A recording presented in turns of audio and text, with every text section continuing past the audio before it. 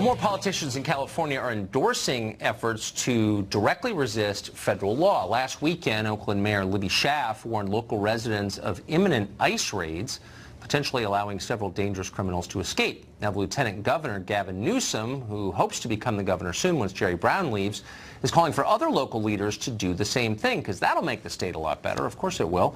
Travis Allen is a California State Assemblyman, a Republican gubernatorial candidate, and he joins us tonight. Michelle, thanks for coming on. Thanks so much, Tucker. Pleasure being on. So I haven't lived in California in a while, so I don't really know the answer, but does anyone notice that the state of California is an open rebellion against the United States? Is that noted out there? You know, Californians are all scratching their head at what's going on with Jerry Brown, Gavin Newsom, and the California Democrat Party. I will tell you right now, don't believe the media reports. Ordinary Californians are absolutely shocked at what's going on in the streets of California.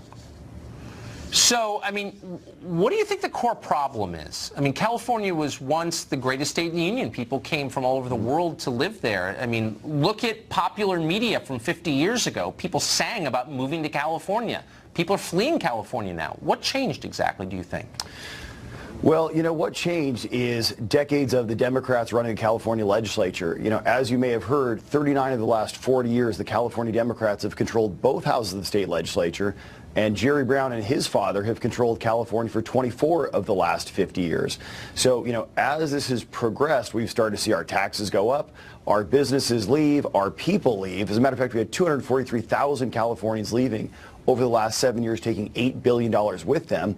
And now we're seeing open lawlessness, where we have Javier Becerra, the criminal attorney general of California, openly threatening California businesses that if you follow federal immigration law, he's going to prosecute you. And of course, you've heard of Libby Schaaf. It's getting even worse now. So tell me a little bit about the 250,000 Californians who've left in the past 7 years.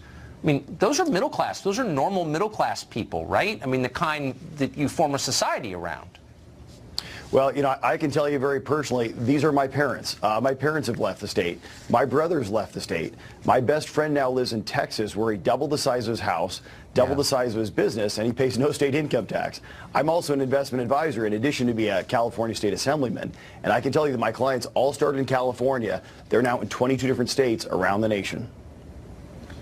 I mean, do the people who run the state have any, do they know this? Do they pay any attention? I know your tech sector is doing well, and you've got more poor people than ever, so you're sort of booming on either end, but are they worried about the middle class fleeing? If you listen to Jerry Brown and Gavin Newsom, it's as if they live in a bubble. They absolutely do not see this.